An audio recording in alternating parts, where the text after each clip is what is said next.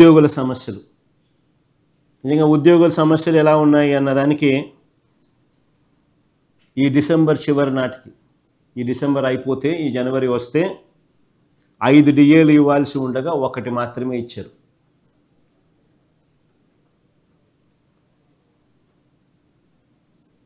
ఈ జనవరి వస్తే 5 డిఏలు పెండింగ్, 5 డిఏలు ఇవ్వాల్సి ఉండగా కేవలం 1 డిఏ మాత్రమే ఇచ్చినట్టు అవుతుంది. అది కూడా వాయిదాల్లో ఇస్తామంటున్నారు. ఆశ్చర్యం ఏమిటో తెలుసా? చరిత్రలో ఎప్పుడూ కూడా చూసి ఉంటాం మనం, డిఏ అరియర్స్ అన్నది రిటైర్మెంట్ పూర్తయిన తర్వాత అరియర్స్ ఇస్తామని చెప్పిన ప్రభుత్వం బహుశా చరిత్రలో ఎప్పుడు చూసుంటాం, ఒక చంద్రబాబు ప్రభుత్వం తప్ప. దానికి తగ్గట్టుగా జియో చూడండి, జియో నెంబర్ 60 ఇచ్చినారు. జియో నెంబర్ 60లో చూడండి ఏమన్నా రాసినాడో, క్లాస్ 11 క్లాస్ 12 ఒకసారి చదవండి. జియో నెంబర్ 60, డిఏ అంటే dearness allowance sanctioned in the above paras shall be paid in cash with salary of October 2025 payable in November 2025. The arrears on account of payment of DA for the period of 1/1/2024 to 30/9/2025 shall be payable to the employees at the time of their exit from the government services. ఇది ఎప్పుడు జరగల. ఇంకా ఫర్దర్గా చూడండి, in the event of death of an employee before the issue of these orders the legal air shall be entitled to the arrears of dearness allowance. ఇది చరిత్రలో ఇందరికి ఏ ముఖ్యమంత్రి కూడా, బహుశా ఏ ప్రభుత్వం కూడా ఎప్పుడు కూడా ఇట్లాంటి డ్రకోనియన్ జియో ఎప్పుడు తీసుకొచ్చిండు. వెంటనే దీని మీద గొడవ మొదలయ్యేసరికి దీన్ని ఉపసంహరించుకోవాల్సి వచ్చి, ఉపసంహరించుకొని తర్వాత వాయిదాల్లో ఇస్తామన్నారు. ఉపసంహరించుకొని తర్వాత వాయిదాల్లో ఇస్తామన్నారు. నిజంగా ఆశ్చర్యం ఇది. ఎన్నికల్లో హామీ ఇచ్చినట్టుగా మెరుగైన పిఆర్సీ ఇంతవరకు లేదు. ఎన్నికలప్పుడు వీళ్ళు ఏమన్నారు?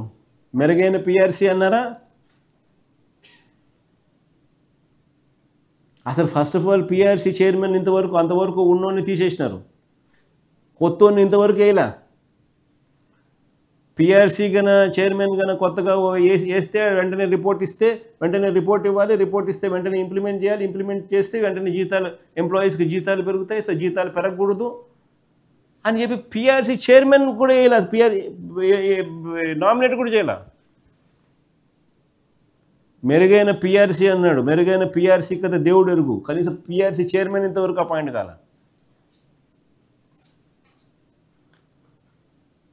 మెరుగైన పిఆర్సీ ఒక బూటకం.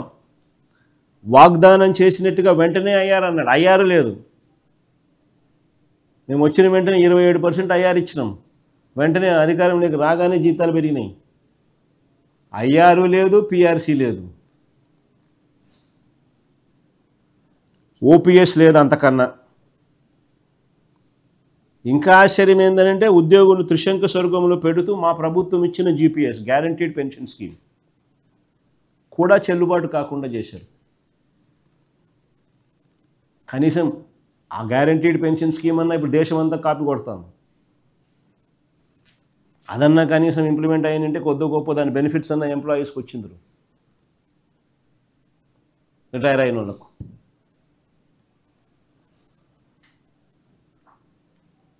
పిఆర్సీ బకాయిలు, పెండింగ్ డిఏలు, జీపీఎఫ్లు, ఏపీజీఎల్ఐలు, మెడికల్ రీయింబర్స్మెంట్లు, సరెండర్ లీవ్స్, వీటి రూపేణా ఉద్యోగులకు మొత్తం 31,000 కోట్ల రూపాయల బకాయిలు ఉన్నారు. వీటి రూపేణా ఉద్యోగస్తులకు 31,000 కోట్ల రూపాయల బకాయిలు ఉన్నాయి. బకాయిలు పడ్డాడు చంద్రబాబు.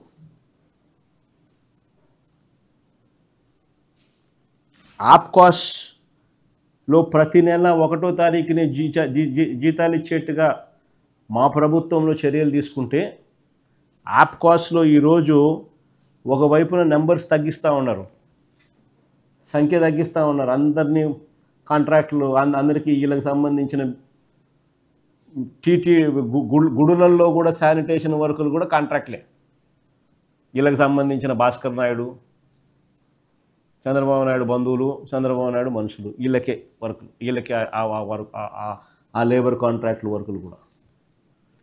యాప్ కాస్ట్లో ఒకవైపు నెంబర్లు తగ్గిస్తున్నారు, మరోవైపు యాప్ కాస్ట్లో నెల 1వ తారీఖున జీతం ఇవ్వడం కదా దేవుడు ఎరుగు.